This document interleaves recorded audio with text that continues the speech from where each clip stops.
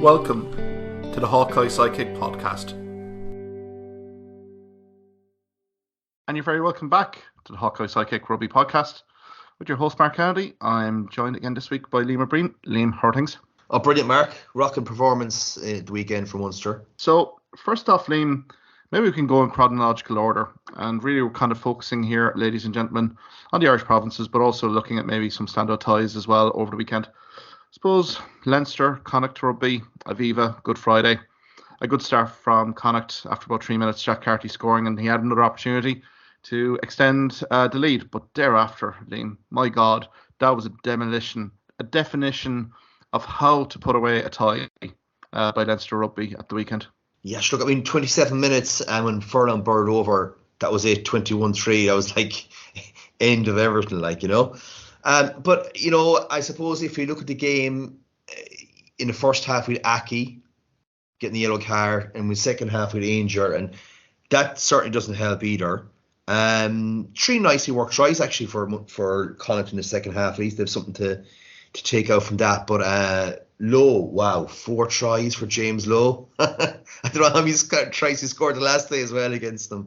That's pretty impressive. I love the way to see how Leinster attack now, and they way they're to punch through, and then they have so many options like left and right.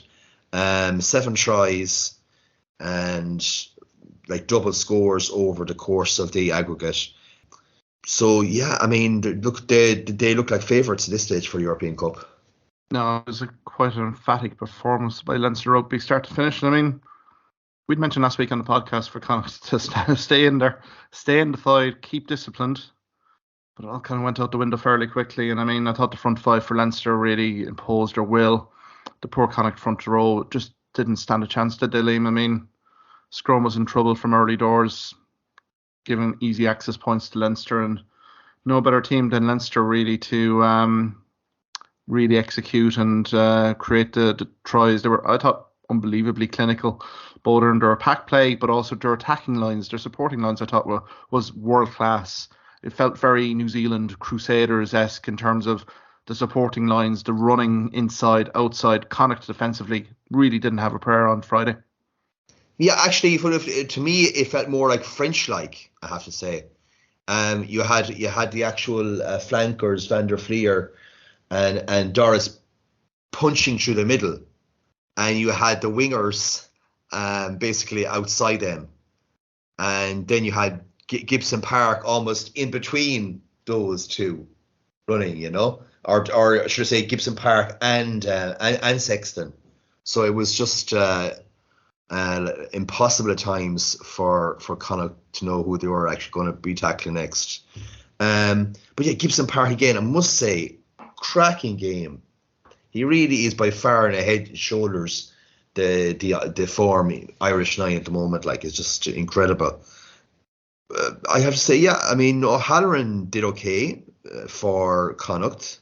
He was quite good, and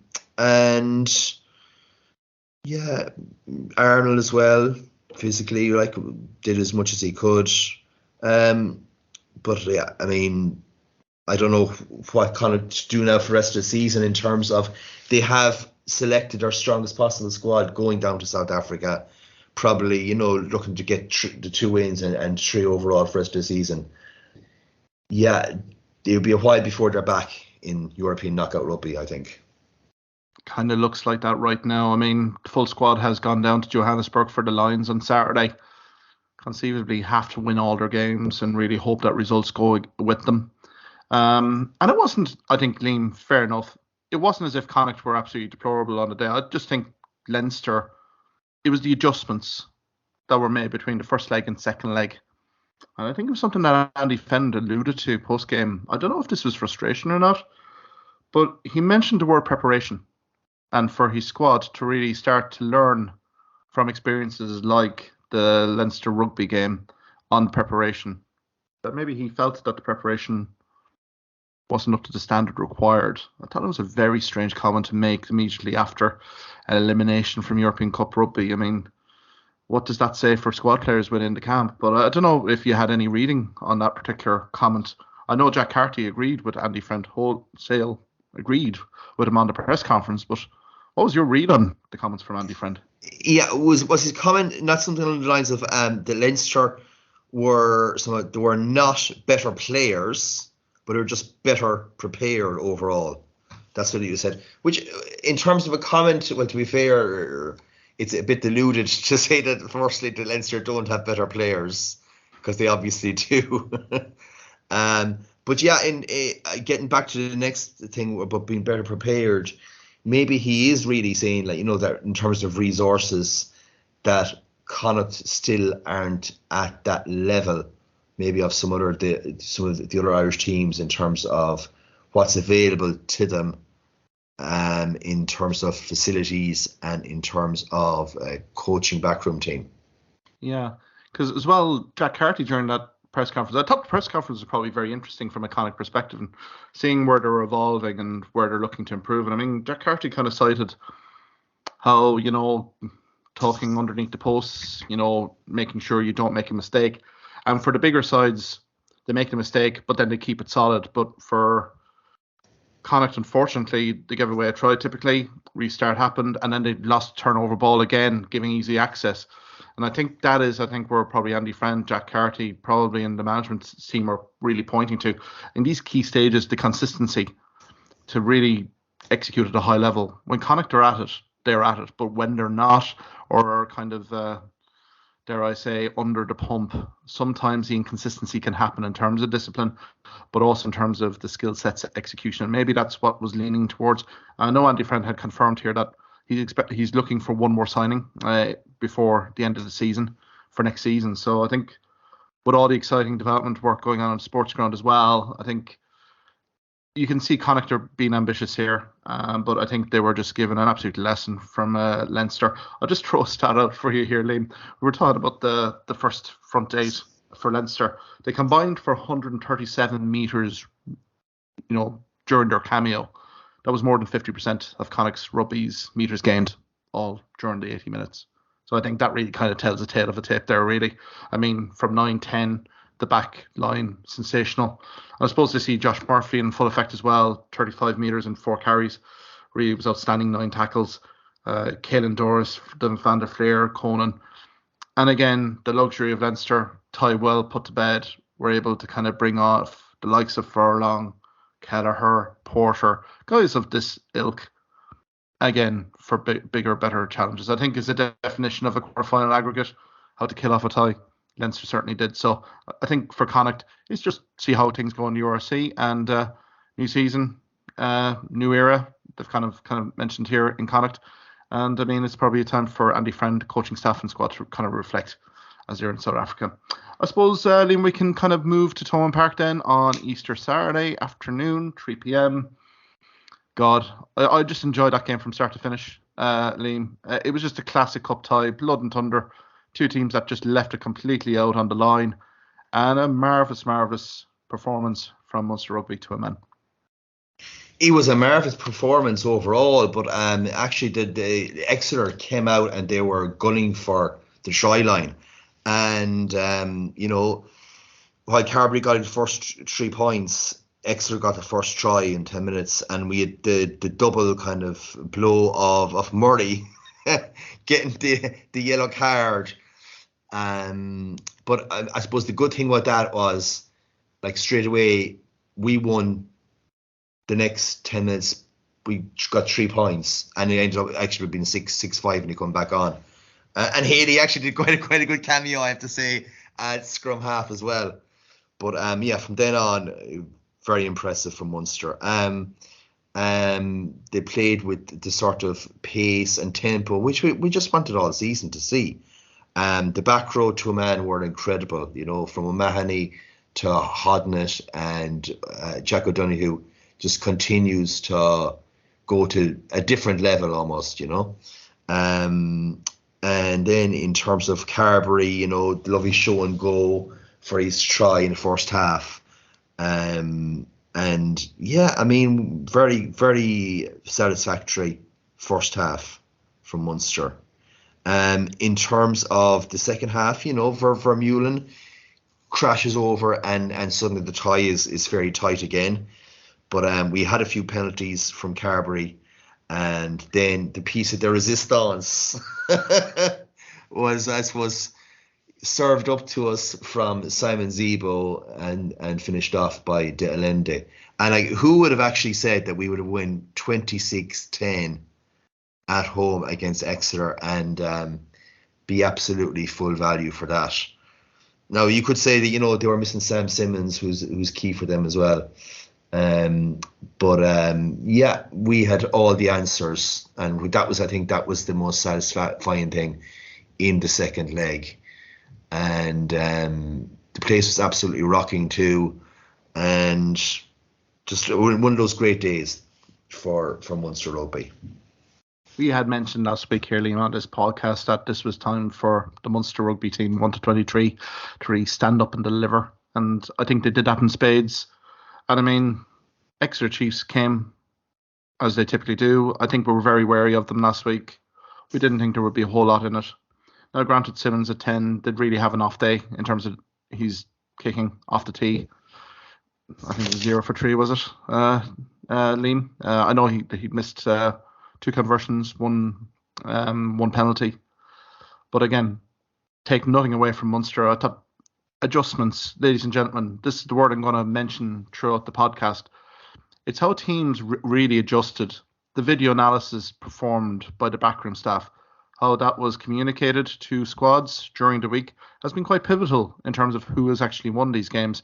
I think Munster coaching setup can be relatively happy in terms of the adjustments that they made. I thought back row rise was just phenomenal. I think Peter O'Mahony, epic. Herculean was probably mentioned in Twitter quarters. He was just phenomenal, Liam, from start to finish, and I think he was ably assisted by Ross Carberry's John Hodnett. And Waterford native Jack O'Donoghue, as you say, is kind of getting to performances that we've never seen Jack O'Donoghue perform before. I think the turnovers stat really kind of told the story. 9-3. And I mean, that was kind of key. I mean, Simmons in the back row being out obviously was a loss. But I think from a Munster Rugby perspective, they had targeted that during video analysis, and they very much reaped the rewards. And I think the turnover conceded as well, Exeter 15, Munster 9, really did kind of set the tone, really. But I suppose going back to Joey Carberry as well, I know we've been kind of lauding the likes of Jack Crowley, Ben Healy here, but Joey Carberry had to really deliver a performance at the weekend, and I thought he delivered in spades, Liam, not just in terms of his try, where he isolated the prop on the outside, but I thought general game management and general link-up play I thought was sensational from Carberry from start to finish. Yeah, absolutely. Yeah, I think you're absolutely right there. It's his link-up play was absolutely on point, and just when you have an out half like playing like that, it's linking so well with the outside backs, just the play is opening up for you there, But for me actually as well, there was a penalty I think that got us to 19-10. It was quite crucial, and it was just inside the half, so the Exeter half, just inside our half, and that was one of the key points in the match for me, to go that 9 points. At least the plus set convert try ahead as well, yeah. But absolutely. And Murray as well. Just I thought Murray played like class as well. I thought Josh Wycherley, again, he hasn't had many starts at loosehead prop, but I think he was unbelievable on the day, and the line out maul and our scrummaging was top notch as well. It was proper pack platform from start to finish. I really did like that front row in terms of Josh Wycherley getting his opportunity. John Ryan, we know, is a tight head scrummaging machine. And then we had nice Scannell here, which, to be fair, you have to applaud Scannell, because he did go down what looked like a serious injury midway through that first half, and I thought, this looks ominous. But in fairness to Nice Scannell, he delivered in terms of line out. I mean, line out and scrummaging was 100% for Munster. Really does tell the tale of the tape.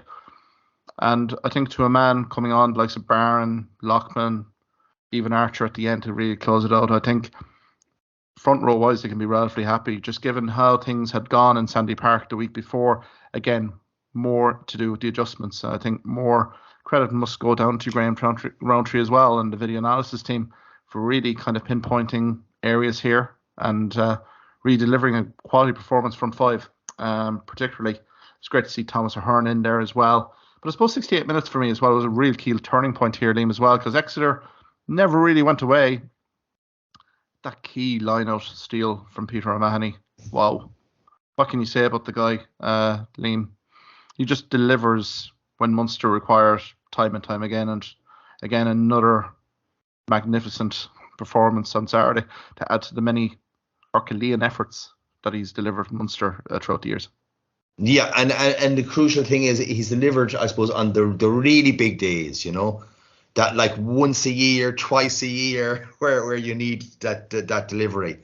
But yeah, I mean, he's so masterful in every aspect. You know, that's the key thing about it. In obviously in lineouts, in turnovers, and he is one of the great Munster forwards of all time. That's all I can say. He's in the pantheon with all those guys, and that's the highest kind of compliments I can say about him. Exactly, but I think from a Munster perspective, another pleasing aspect. I mean, there's so many pleasing aspects to this performance from my perspective here, Liam. You know, the crowd, the atmosphere was there, the cauldron atmosphere. Again, the attacking possession, really, we'll probably go to the Zebo Delende link-up try in a minute, but I thought defensively, as you said last week, Liam, defensively under Van Gran has been on point, and they needed to be, just given the possession, the attacking possession Exeter Chiefs had during the game. Munster made 214 tackles versus 105 from Exeter Chiefs, only missed 21 tackles out of them. I thought it was a phenomenal effort. I thought the defensive line speed was magnificent from everyone within the team, and I didn't really count too many times when there was kind of significant line breaks here from Exeter Chiefs. And I mean, once, I think there was 4 clean breaks, and even for those 4 clean breaks, there was Munster support there to really kind of bail whoever was out. So I think from that perspective here, I thought it was a superb defensive display from start to finish. Yeah, I'd agree with you there. Yeah, I thought that basically they really had, you know, apart from those tries scored, they had very little opportunity in the entire rest of the game, and that kind of speaks volume for how we held up.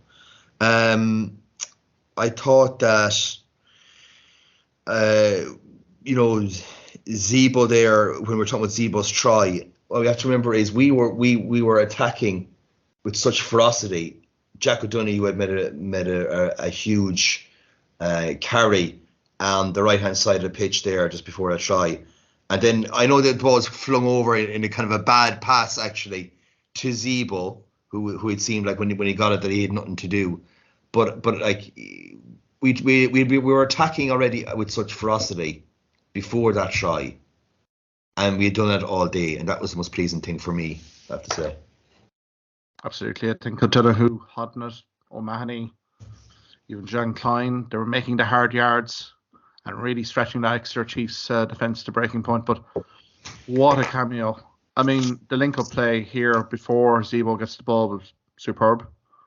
But just for Zebo, the awareness of the Lende inside and to have that composure and skill set to absolutely execute the pass on the money to the Lende. You can see Henry Slade's reaction. I don't think Slade's expecting a ball to be passed inside to the Lende. It's just, it was a wonderful piece of skill from Zebo.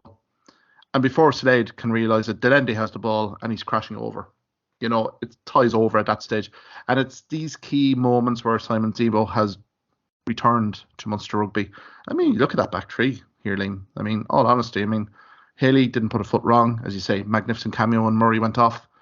You know, he showed, he's, you know, pretty mean scrum half when he wants to be. But then you have Verrills, Zebo, I mean, Delende, Farrell.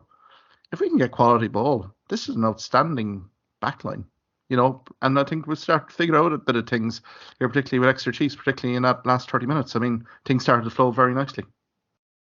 Yeah, they did. And I mean, we have to take this, though, performance forward for like literally every knockout game that we have to the end of the season, starting with Ulster next week. And it shows, I mean, we can get to that levels, certainly in terms of, I suppose, when you're rode on by that sort of crowd at home, you can probably get to a higher level as well. But it's within the team, and the first thing is keep all the young guys who are out there and did so well, and so we have to be very confident going forward for the rest of the season. Absolutely, and I still kind of think back to that Keith Earls, Chris Farrell last-ditch tackle at the end at Sandy Park. I think that was a pretty significant play in the context of the tie. That can't be remiss, but again, Earls I thought was outstanding in his work, his cameos as well. I think to a man, I think you're spot on here.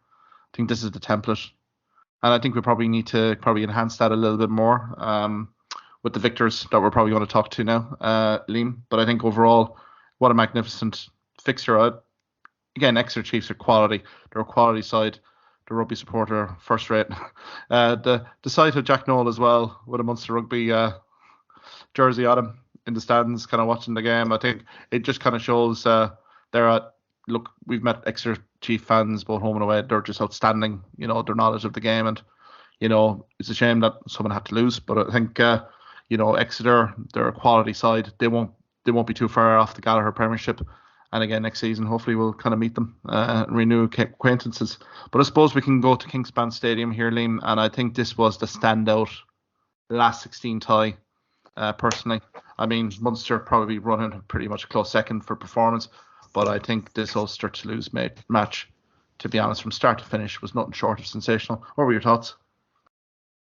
Wow, like high drama, I suppose, right?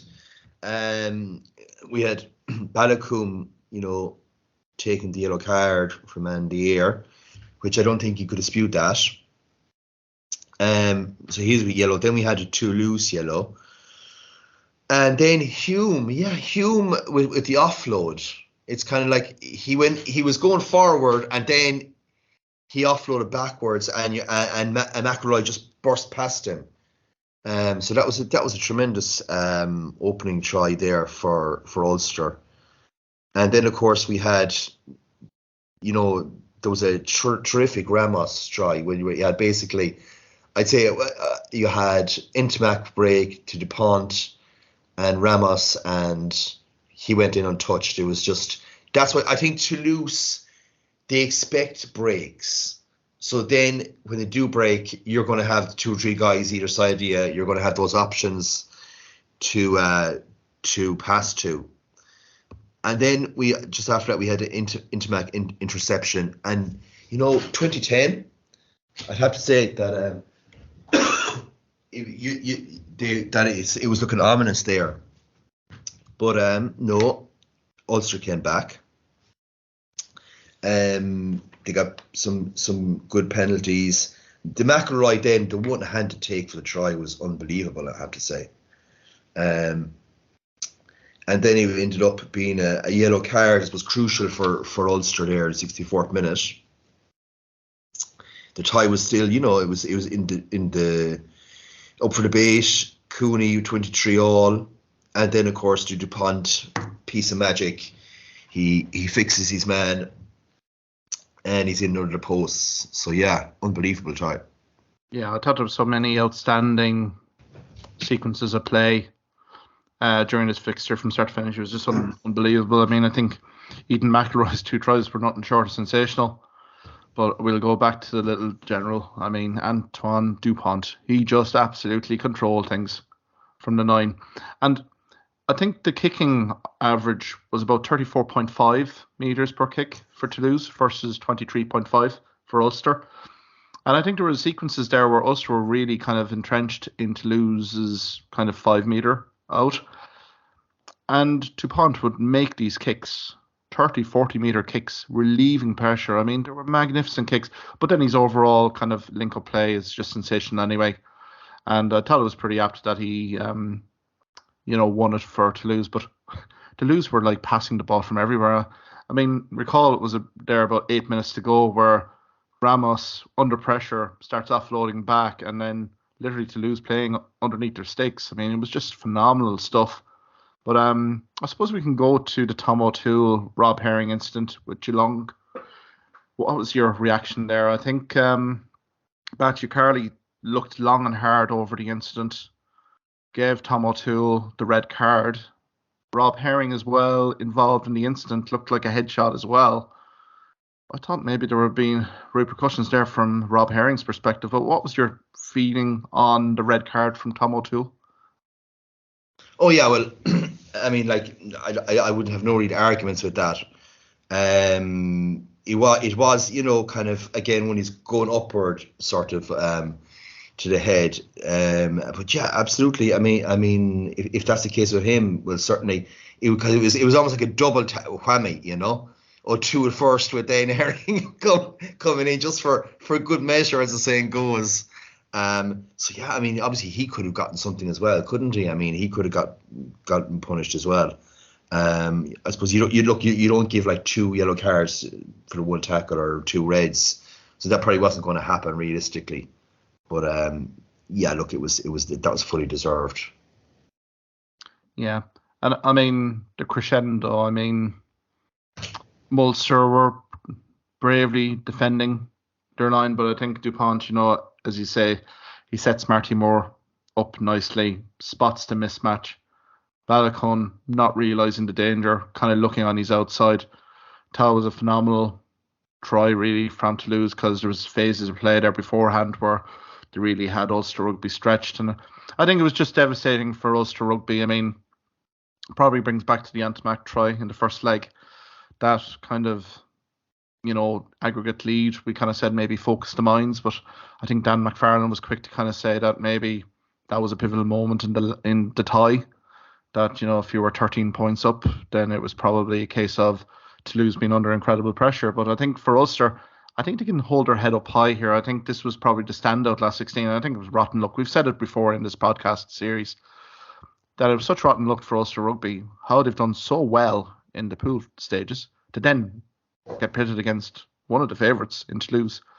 They more than acquitted themselves well, but I think this is the time now, I think, for Dan McFarlane, management and the squad to really reflect and start to make improvements for next season.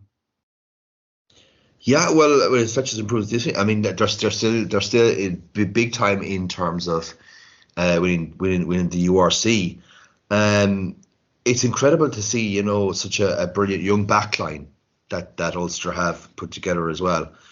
And Vermeulen was like just a phenomenal force of nature as well, it has to be said. So, you know, in virtually every position, they have the quality to win competitions, you know. And I mean, if we think that realistically Toulouse are probably up there with Leinster in terms of the favouritism for the European Cup this season, well, then definitely Ulster aren't that far off. No, absolutely not. I think they're one of the chief URC protagonists. I mean, kind of even look at the squad here. Likes of Henderson, you've Dwayne Vermeulen, who had another monster game. Nick Timoney has been sensational. A guy that you could potentially say, like Jack O'Donoghue, doesn't he deserve a bit of a call up and maybe a bit of game time in New Zealand in the summer? But can I get your viewpoint here, Liam? Because I'm kind of looking down at the subs bench. Bradley Roberts, the hooker, didn't come on. Nathan Doak, Luke Marshall. Billy Burns went off after 57 minutes and Rob Little came on. Did Ulster maybe miss a trick a bit in terms of not bringing on Nathan Doak and maybe moving Cooney to 10? Yeah, of course. Yeah. I mean that's the kind of thing that, you know, Toulouse would try and think about, you know, and or even put Nathan Doak at 10, you know what I mean? Like, oh, absolutely. Or actually, funnily enough, we're always talking about this. I don't know, we just keep talking about it. Young Mike Lowry as well. I mean, like, you know, there are attacking options in games that should be looked at as well. But yeah, I definitely missed a trick in not bringing on guys to try and change things up. Yeah, it was just a kind of a curious one to me because such a talented Nathan Doak being on the bench there. I thought, you know, particularly going down to 14 players, you know, empty your bench. I think even Bradley Roberts, I think, probably was disappointed that he didn't get a cameo.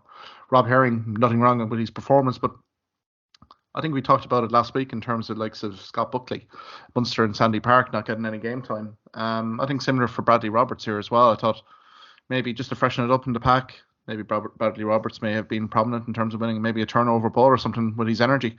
But just, yeah, it was just a maybe kind of a minor point. But I think take nothing away from Ulster. I think to a man, the effort was there. I think it was just literally maybe a little bit of inconsistency during the game. I think discipline, particularly the Ballycone incident, probably was kind of a key. Lowry also was involved, kind of in a mistimed. Well, I suppose that was more 50-50, wasn't it, Liam, in terms of that one with Ramos in the second half. But again, for the Tom O'Toole, Herring incident, you have to be so careful now in terms of, getting your technique spot on. And it wasn't as if Tom O'Toole had been on the pitch not too long. I think that's probably one that's probably going to grate with Ulster rugby management, just given the red card. Yeah, it really, I know, but I mean, it is a funny one because you can't honestly say that was like the key moment, like that suddenly it all collapsed for Ulster. You know what I mean? When it was just that literally, one-on-one that DuPont saw against Marty Moore. But yeah, I mean, I could not fault Ulster's performance. Funny enough, in that loss, it was just those moments of magic that Toulouse had, that we have to remember last season against Munster in Thomond Park also made all the difference when Munster gave an absolutely hugely physical performance against Toulouse and still came up short. Quite short, actually, They are a team, and I suppose we get back to Munster and Thomond Park now shortly, but that is the thing with Toulouse, isn't it? They don't panic. Even in the last leg, their home leg against Ulster, when Malia goes off, red card after 11 minutes, other teams essentially would have maybe folded, particularly with the Ulster with big pressure, Ballycone getting his hat-trick. There would have been no way back, but I think Toulouse just have this traditional composure that, as you say, they expect line breaks, they expect to score tries. And I think you've alluded to quite well, Munster-Toulouse now in a quarter-final. Suppose let's get it out there in terms of Thomond Park. Now, the scheduling from the Champions Cup is always precarious, to say the least. So I think from a Munster rugby perspective, the Ed Sheeran concert, it represents the revenue stream of revenue streams. So have a few nights down in Thomond Park. I think we've been critical in terms of Thomond Park and its usage of it. Maybe it's disappointing now that it falls slap bang in the middle of a Champions Cup quarter final. But what are your thoughts on it, Liam? Do you just, we're in the Aviva Stadium, we're in Dublin. So what are your viewpoints in terms of the scheduling here of the concert and the ramifications of it? Okay, well, firstly, as you said, Munster need that revenue stream. We have a huge debt to pay back for a stadium, and this goes a huge way to remedy that. The other thing we have to always remember is this wasn't like, Munster just like, let's just have a few concerts or whatever happens, with the rugby.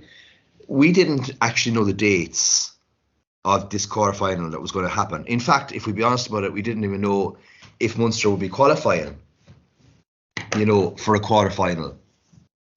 So that's something to always kind of be thinking about in the back of our minds as well.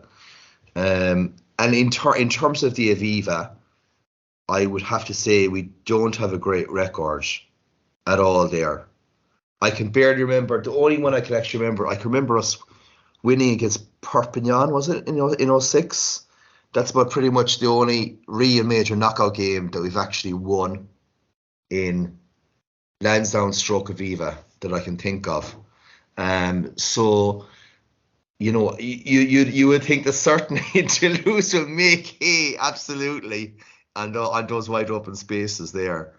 But look, in terms of the Ed Sheeran thing, I can't really argue with that, like, you know what I mean, because it was a big revenue stream and it was already planned, and there was no guarantee that the following weekend, for instance, would be the quarterfinal dates. So that's my thoughts on that. Yeah, I'd agree with you, Liam, there. I think revenue streams are revenue streams, and as you said, that has to be paid on the stadium, and this was a massive opportunity for Munster Rugby, and I don't blame him for it. And I think from a Aviva Stadium perspective, I think it's 65% allocation to Munster for this game. So I think from that perspective, I think we have to embrace it. Now, Toulouse came to Thomond Park, and I was an empty Thomond Park last Easter.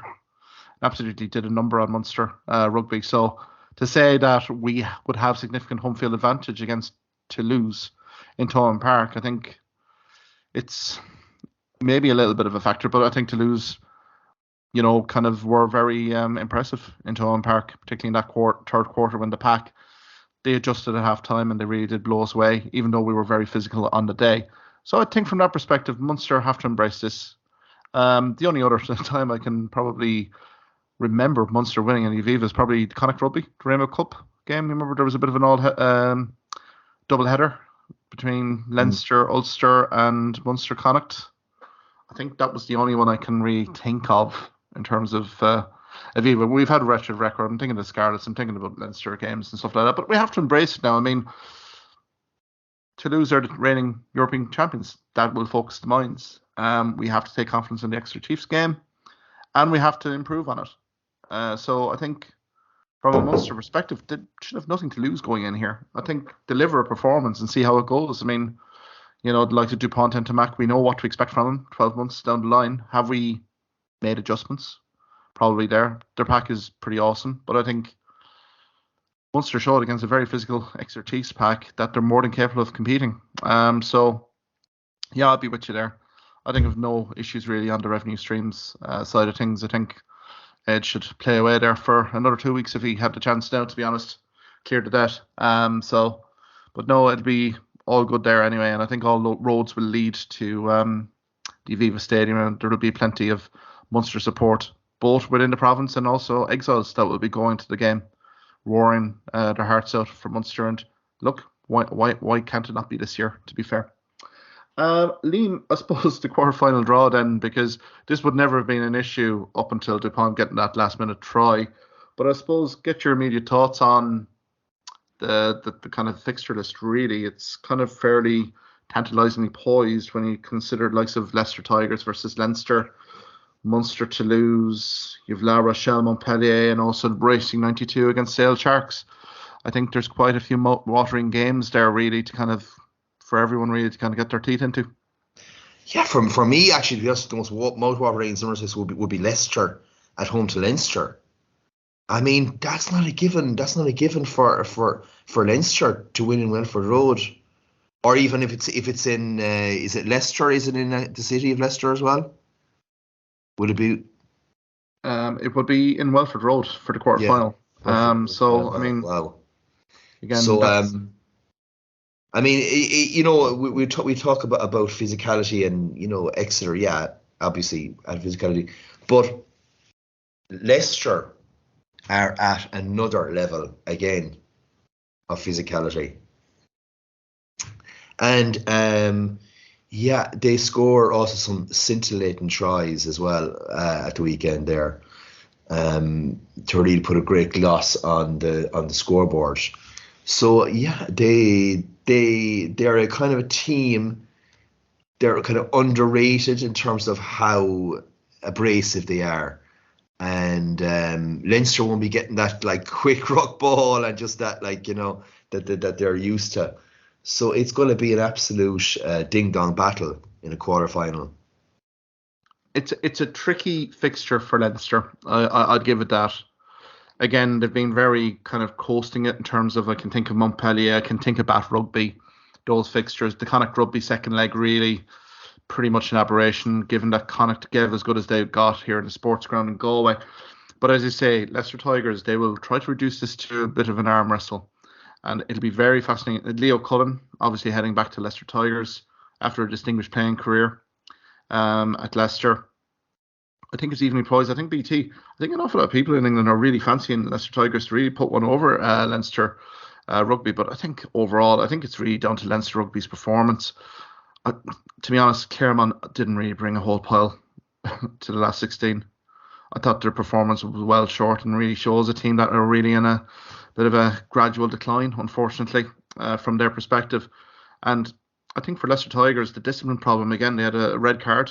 So I think discipline could be a big, big issue here for Leicester Tigers that they'll need to address going into that game. Now, again, some of the tries were scintillating. But again, this is different gravy. This is different kind of pedigree that they're going to be up against. Any inaccuracy in discipline or pack accuracy or even defensive line reads are going to be absolutely exploited by this Leinster Rugby team. I think they're playing at a level right now that they could win here quite handsomely if they produce a performance. But I suppose Tigers will be kind of quietly fancying their chances. An awful lot of good work has gone on this season in Leicester Tigers. When you compare them to last season, where it was all very doom and gloom, I mean, it's a magnificent story for Leicester Tigers and their support. So, no, that'll be fascinating. I think for me as well, the La Rochelle Montpellier game may take a life of its own here, Liam. I mean, Stade Rochelle have literally, dare I say, put the Bordeaux Begley's kind of trilogy to bed here. But I think Montpellier and La Rochelle particularly could be facing each other an awful lot in the Pro 14 playoffs, stuff like that. So I think there might be a rivalry here. Again, pack physicality is going to be awesome on that one. I do like my pack battles, and I think that one's probably looking pretty meaty to say the least. Now, again, La Rochelle having the home and field advantage, you can probably nudge it to them. But I think Montpellier have kind of shown here a bit in terms of, they've kind of shocked me in terms of getting through Harlequins for a start anyway. So maybe they come in with no pressure, but I think it's I think that'll be evenly poised. Racing 92 Sale Sharks. I think you have to give kudos as well to Sale Sharks over that Bristol Bears. Given the early red card, an awful lot of mitigating factors for Sale really to kind of roll down and die. But I think Sanderson it's been a pretty impressive cameo there from Sale Sharks. Really did bring Bristol Bears to school, essentially. Now they're gun facing Racing 92, who really did kind of take Stratford set pretty easy. I thought that would be more tighter. But I think they're all fascinating games in their own right here, Liam. You know, there's certain teams going in to home venues here with plenty of confidence, I would say. And I mean, Munster and the Aviva against Toulouse. I mean, the storied history of those two franchises here. I think there's a big performance in Munster, to be perfectly honest. And I think if Toulouse aren't too careful here, there's been some key personnel changes since last season. Munster could actually catch Toulouse on their day. So I think they're all very evenly poised, I think. Yeah, absolutely. I mean, you couldn't say that comfortably any team is going to come out and win. So yeah, absolutely, I agree with you in that. In terms of Montpellier, you know, I do think we have to put in perspective Marcus Smith missing one of the most incredible, conversions ever. You know, that really obviously got them through the tie. And then we had good old Matty Williams.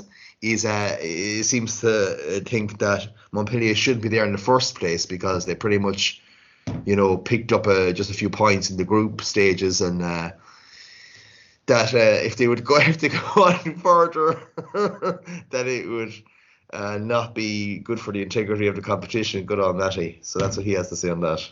I know. My heart went out for Marcus Smith because I think he said off air here, his contribution to that Joe Martian try was just nothing short of sensational. What a pass to really kind of break it open. But it's just the pressure of a knockout competition, isn't it, Liam? It's, you know, you just don't get the second chance to you. And I think maybe Harlequins maybe regret maybe 10, 15 minutes before had taking points, 3-6-9, really eating into that lead. They were very gung-ho in terms of their approach. Now they're yielding penalties at a rate of knots. You could maybe debate that Mike Adamson could have gone for a card a bit sooner, could have maybe gone for a penalty try, but he didn't. And the fact of the matter was it was set up for Smith, and unfortunately, you know, it was just a pressurised kick, I'm afraid. And I think for Marcus Smith, he will learn from it. But again, I think for Harlequins, you know, that was a bitter blow, you know, to take, given, you know, their performance at the weekend. But I mean, Montpellier, they're there on merit, to be honest. And, you know, I think they're going into these games with not much pressure on them. You know, they're, you know, particularly in the pool stages, they did really set their tone up, particularly that Leinster away performance was pretty dreadful. But again, it was up to other teams to tally points to get them out of the big dance. They didn't. And now they're into a quarter-final. So I think La Rochelle will be well warned in terms of Montpellier, their pack physicality. Zach Mercer and co, they have the talent out wide if need be. So I think that's a fascinating fixture. But yeah, Matt, you know, he was kind of sticking it to Scotland. Now he's sticking it to Montpellier. So I don't know who it'll be next week. Liam, before we go here, I suppose you had a few comments in terms of Graham Roundtree. He appeared on a rugby podcast recently. Were you talking about Munster Rugby and kind of plans, really, or lack of them. I don't know if you want to kind of enlighten folks here.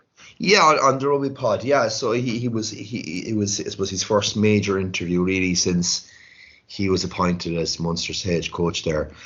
In terms of what he was saying about the Munster backroom team, which a bit disappointing, but he said he's speaking to people at the moment, and that come pre-season, Munster will know, the players will know what he wants of them and what kind of style he's going to be having. I would be thinking, it'd be nice to have already in place some sort of backroom team knowledge, and that there's no new signings for the 22-23 season, that he's very happy with the young players that are coming through, and he doesn't feel that there's anyone he has to particularly go out and get at the moment.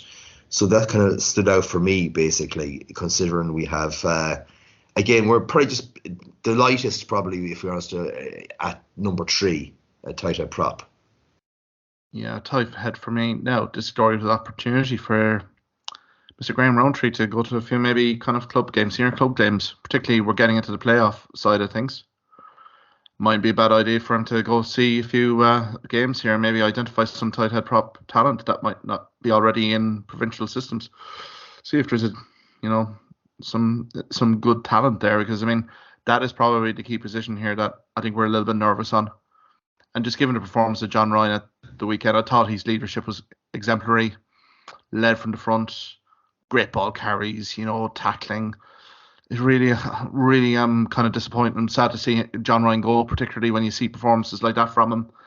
But again, we're going to have to move on, and I think we're definitely going to have to identify academy players who can really step up here and really kind of get to the next level. And yeah, maybe Roundtree kind of sees stuff going on in the academy that we're not seeing day in, day out, week in, week out in these senior games. But hopefully that tight head position, particularly because Archer, if he was to go down for any extent of time next season, I think we might be in big trouble. There may need to be kind of emergency loan deals, stuff like that. So maybe it's kind of a PR to kind of say, look, everything's fine in terms of squad. But again, backroom staff-wise, not being assembled. So if the transfer window really has come and gone there. So, and it's probably a ringing endorsement for the existing squad that there will be continuity. But I would imagine that Roundtree will try to bring in a few guys into the backroom staff that he's fully worked with and has trust in, which will be exciting. So no, that was great, Liam. Thanks for that. I suppose, Liam, before we kind of end here, URC, unbelievably, we're round 16 of 18 coming up. Anything really kind of come to mind? I mean, from a Munster rugby perspective, it's kind of on a little bit of a knife edge at the moment. Like, we've Ulster away, we've Leinster away, and we also have Cardiff Blues at home. And I think conceivably we may have to win 2 out of 3 to kind of maybe secure ourselves with a nice qualification berth in the playoffs and also Champions Cup qualification next season. Yeah, I say we're pretty certain that we're going to finish probably 7th or 8th, as things stand, if we just get 1 win from 3. But as you said, we need to get realistically 2 wins from the remaining 3 fixtures. And so starting this weekend, obviously, we're going to Ulster, who I think are going to be absolutely pumped up after what happened to them last week there. So we've got to pick something up there, and we're absolutely capable of doing that. There's no doubt about it. But also there are 2 other crucial fixtures, and they involve the South African teams, where we're kind of wanting maybe someone to do us a bit of a favour at least. The Stormers are at home to Glasgow on the Friday night, and on Saturday the Sharks are at home to Leinster. So that's kind of all to be taken into account as well. But in terms of Ulster Munster, I mean we've done it in the past. We've had surprisingly good performances up there, and I think it's going to be an absolutely cracking game. For Ulster too, I think essentially the team that wins is likely to be semi-finalists and have home advantage in the next stage. So that's how crucial the game it is, essentially. No, huge for both teams, and I'll be intrigued to see the team selection as we kind of record this. This is well at the start of the week.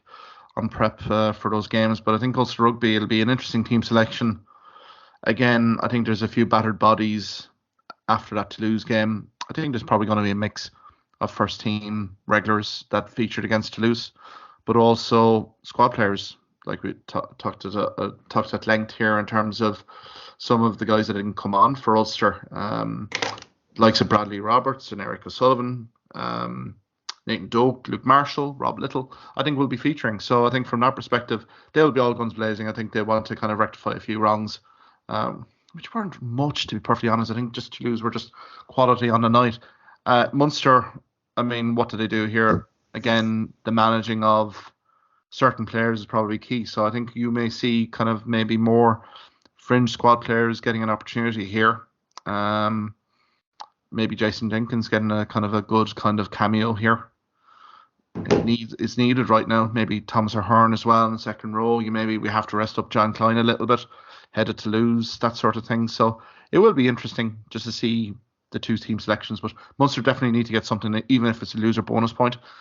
I think it's required just to kind of stave off any sort of any kind of jitters, because Cardiff Blues at home will be probably a must win, and then Leinster away. Sure, we know how phenomenal Leinster are, but maybe Leinster will be having one eye on the Champions Cup.